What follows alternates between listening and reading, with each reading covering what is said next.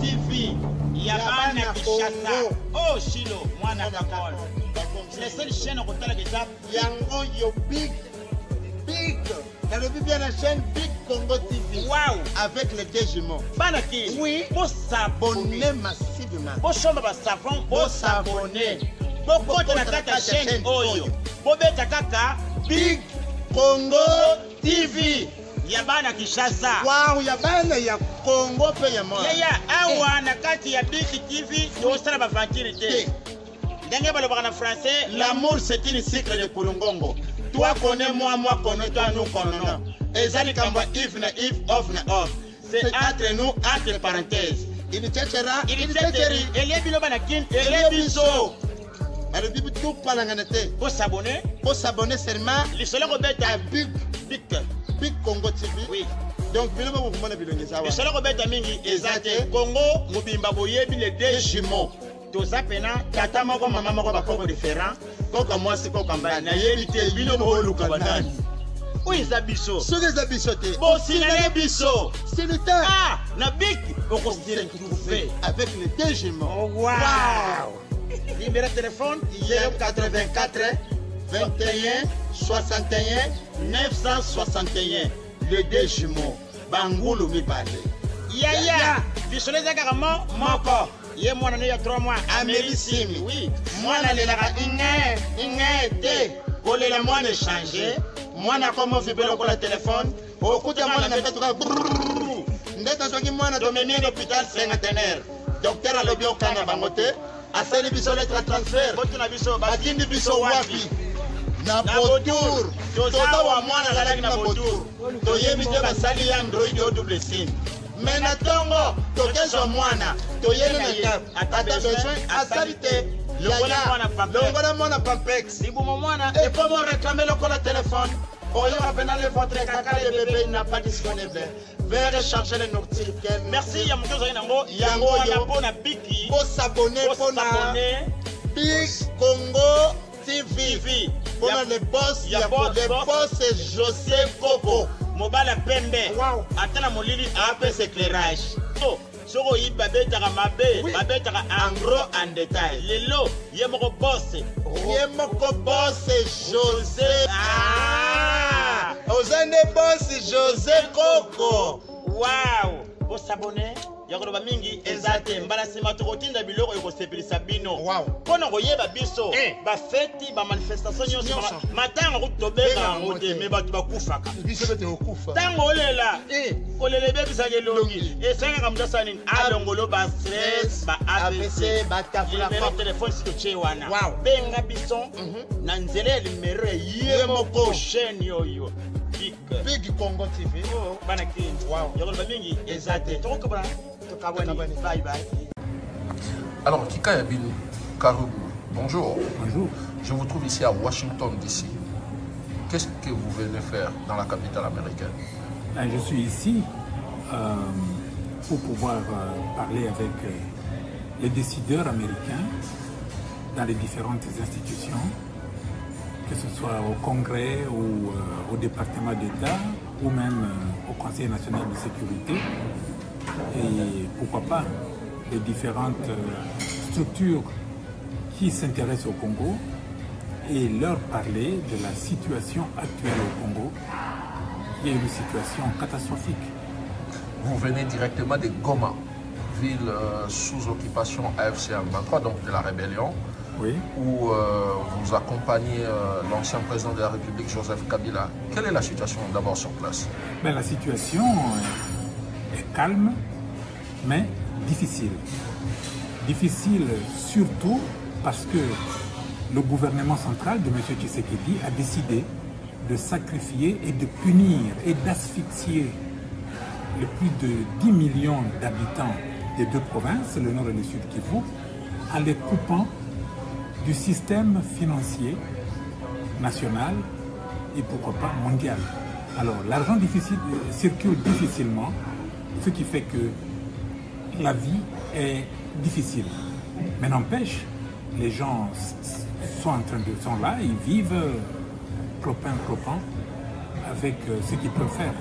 Mais c'est quoi le message principal que vous voulez transmettre aux Américains pour le compte du président Kabila? Oui, le message principal, c'est celui qui est contenu dans son discours qu'il a fait il y a de cela un mois. Le président Kabila, c'est un homme de paix. Il est dans la partie orientale du pays pour vivre avec ceux qui souffrent le plus de la crise que traverse notre pays et recueillir leurs avis sur le plan de sortie de crise qu'il a annoncé d'ailleurs au monde. C'est un plan de paix. Et cela, nous voulons le communiquer aux autorités de ce pays qu'est les États-Unis d'Amérique. Et dans son discours, il a presque tout dit, mais sauf le rôle qu'il compte réellement jouer dans la résolution de la crise actuelle. Ben, le rôle qu'il joue, qu'il compte jouer, c'est celui qu'il joue maintenant. Il est là, il parle. Il n'y a personne qui a consulté les mamans, les hommes d'affaires, les jeunes, les scientifiques, les communautés du Nord et du Sud Kivu pour savoir ce qu'ils pensent.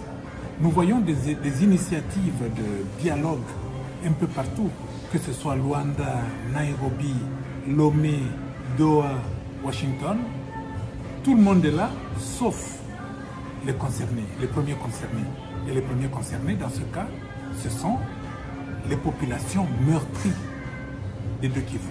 Raison pour laquelle le président Kabila est allé parler avec eux pour recueillir leurs avis et les porter à la face du monde. Et pour Kinshasa, Kabila joue bien le rôle de chef de file de la rébellion AFC M23. Mauvaise lecture, bien sûr. Le président Kabila est un ancien chef d'État. Je le vois mal. Et d'ailleurs, je sais que le président Kabila ne peut pas jouer un rôle comme chef de file d'une rébellion quelconque. Mais il est là, il parle avec tout le monde, il parle avec même ceux qui gèrent la cité aujourd'hui, que sont l'AFC de Corneille Nangaa et le M23. Il a des échanges avec eux dans le but de voir si on peut trouver des passerelles qui vont ramener à une solution pacifique. Mais comment expliquer le fait qu'il se fasse aujourd'hui sécurisé par ces dirigeants de la rébellion qu'il a, lui, Kabila, défait donc, entre 2012 et 2013 et en quittant le pouvoir en 2019, il a même laissé certains responsables de cette rébellion en prison. Vous savez, cela fait quelques années que le président Tshisekedi a décidé de retirer au président Kabila sa garde. Il lui a envoyé quelques policiers qui étaient, n'est-ce pas, à l'aube de leur retraite. C'était des policiers fatigués pour garder l'ancien chef d'État. Et c'est à ce moment-là que le président a décidé, l'ancien président a décidé de se prendre en charge. Il a formé, il a recruté une garde personnelle qui le sécurise. Il ne pouvait pas faire autrement. Et jusqu'aujourd'hui, il est gardé et sécurisé par sa propre garde. Sa propre armée, on va dire. Sa propre garde. Sa propre garde. Vous savez, vous pouvez être sécurisé par un garde-corps qui n'a aucune arme. Il n'a que ses bras. Mais seulement on est dans une zone rebelle. On est dans une zone rebelle.